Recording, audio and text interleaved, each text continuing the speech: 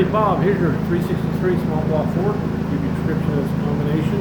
It's got the AFR cylinder heads on it. It's got Borla products block, custom pistons, custom hydraulic roller, the front sump oil pan on it. Got the March serpentine belt set up. Make sure the alternator charges for you. Obviously, it's Borla stack injection and fuel management. It's Terminator X, great system. In there and show you how it ran. Alrighty, down at 3,500, 440 foot-pounds of torque. It's like a peak torque 467, really flat down in there.